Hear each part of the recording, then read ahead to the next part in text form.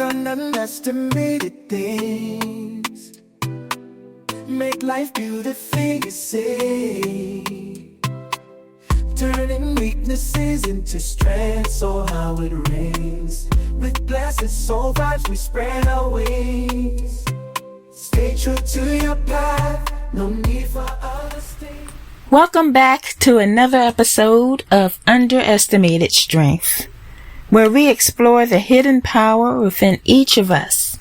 I'm your host, Dr. Erica Seaborn, and today we're diving into a topic that resonates with many of us: the impact of relying on others for support and guidance, and how it can shape our personal and professional lives. We've all encountered individuals who consistently lean on others to achieve their goals. Whether it's asking friends to look for job opportunities or relying on a colleague to write their resume, this behavior can reveal some serious implications. So let's break down why this reliance can be problematic. First up, we have the lack of initiative. When someone constantly depends on others to do the heavy lifting, it suggests a lack of personal motivation. This can come off as laziness or a lack of ambition. It's essential to take ownership of our pursuits, as this is where true growth begins. Next, let's talk about undermining personal growth. When we don't seek out opportunities independently, we miss out on valuable experiences that contribute to our development. Each challenge we face is a chance to learn and improve. And by taking initiative, we enrich our lives and expand our skills. Now let's consider the strain on relationships. Constantly asking others to shoulder our burdens can lead to frustration and resentment. Friends and colleagues may feel their time is taken for granted, which can damage those relationships. And it's vital to foster a sense of mutual respect and support.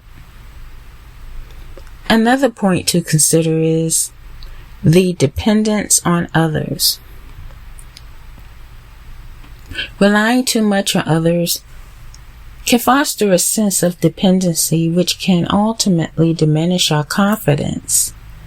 Believing we can't succeed without assistance can hinder our growth and self-reliance.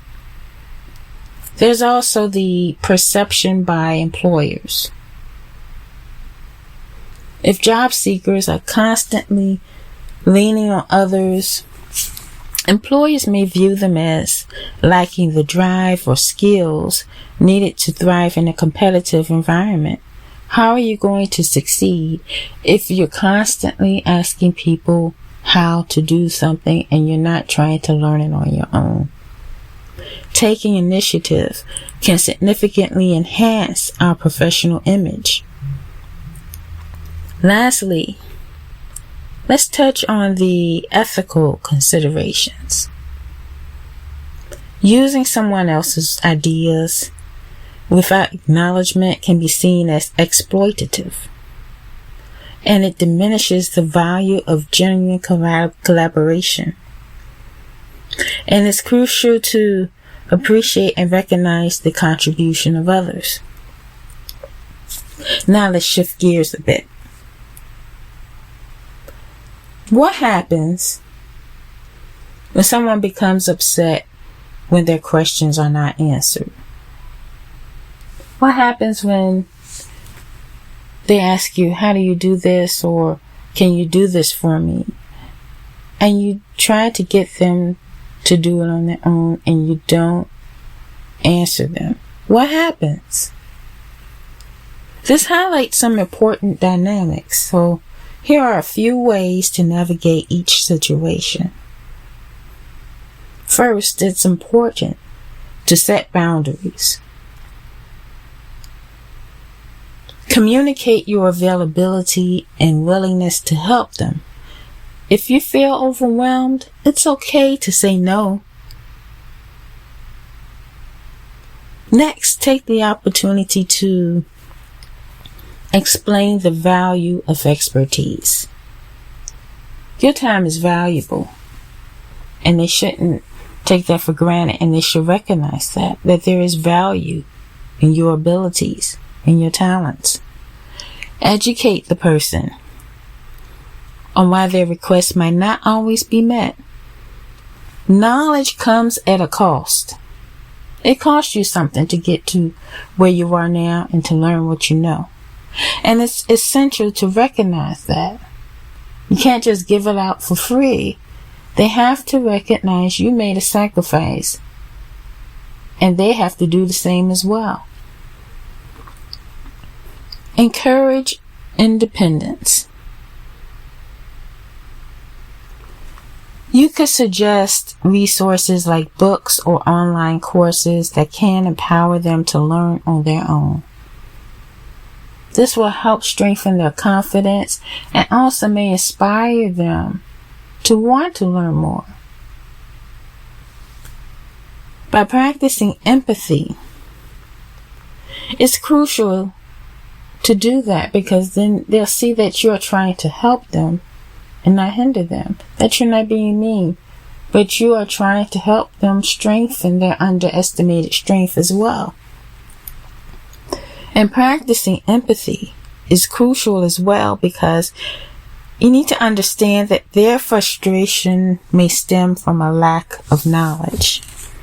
And acknowledging their feelings can create a constructive dialogue. You may learn from each other. So it could be beneficial to everyone involved. And it can also make your bond stronger as well. So if you feel comfortable, you might offer limited assistance. Don't give them too much. You don't want them being codependent on you. You want them to be strong. You can provide brief insights, but clarify that you can't go into detail. This shows willingness to help while maintaining your boundaries.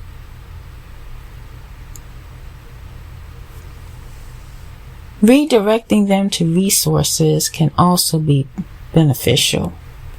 Point them towards online communities or professional networks where they can find the information they are seeking. Open communication is also key. If frustration continues, discuss why their expectations might be unrealistic. Clear dialogue can prevent misunderstandings. Finally, encourage them to seek out mentorship or join groups where guidance is shared collectively. This helps broaden their support network. Remember, addressing these dynamics requires a balance of empathy and assertiveness. By establishing boundaries and encouraging self-reliance, we can foster a more respectful exchange of knowledge. Thanks so much for tuning in to this episode of Underestimated Strength. And remember, taking ownership of your journey is where your true strength lies and begins. Your underestimated strength should not be taken for granted. And until the next time, stay strong and keep pushing forward in your underestimated strength as you encourage others to do the same. God bless you. Underestimation fuels our fire, proving doubt is wrong, reaching higher. In the midst of chaos we never tire, brightening the world like a shining spire. Embrace uniqueness, Never retire. Don't let them label you with that paintbrush. Rise above, break free from the hurt. Embrace your power. In God, put your trust.